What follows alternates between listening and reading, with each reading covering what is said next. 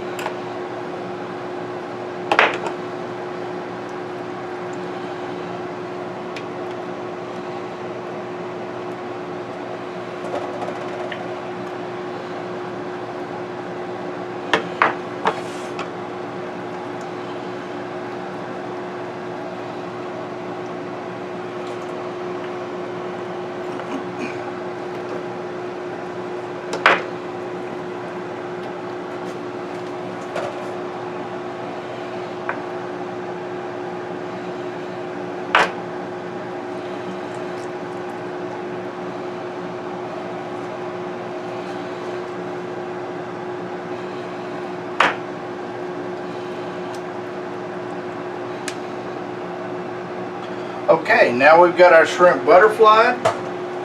I'm going to wash my hands, as we always do here in the JWS kitchen. Food handling safety is very important.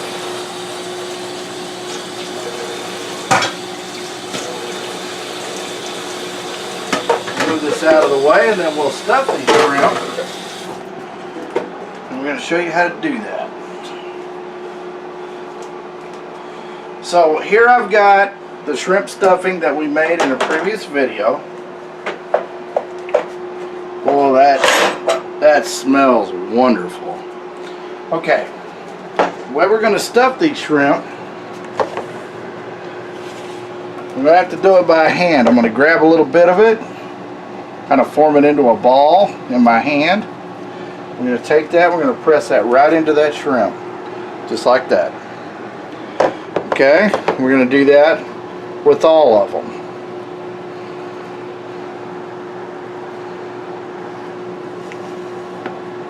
Get that good stuffing with all its flavors into that shrimp. So it's pretty easy to do.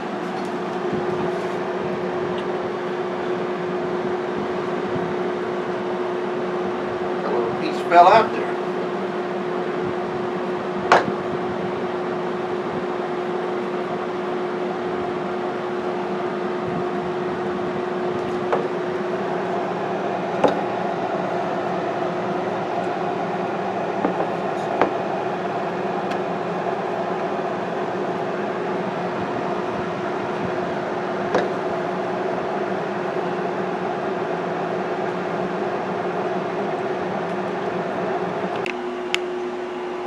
Now we've got all of our shrimp stuffed. So what we're going to do now is coat each one with some nice melted butter. We'll put that over each one of those. And I just used a quarter of a cup of butter here. That's a half a stick. And I melted it. And just using a little brush, we're just going to drizzle a good amount of butter on each one of those. I don't know how many this made. It was what was ever in the package. There's still a lot of the stuffing left, so we definitely did not use it all just for this. But if any of my viewers want to count and tell me how many this is and put it in the comments, that'd be great, because I don't feel like counting right this minute. But what we're going to do is just get, like I said, get some butter on each one of those, and then we're going to put this in the oven. I'm putting it in the Breville oven at 350 degrees for about 15 minutes. Now, the Breville is ready. I'm going to put this in, like so, and we'll come back in 15 minutes. Okay, we're back, and we're ready to pull our stuffed shrimp out. I went at it just at a time a little bit. This was actually 20 minutes at 350, but these are good. The shrimp is cooked. You can go a little bit longer if you want to get rid of the liquid. It'll just boil off. But these are cooked and ready to eat. I hope you enjoyed this video today. Remember to like, share, and subscribe for more content just like this. You can always catch us on the web at www.jwsrepairservices.com. And as always, thanks for watching. Have a great day.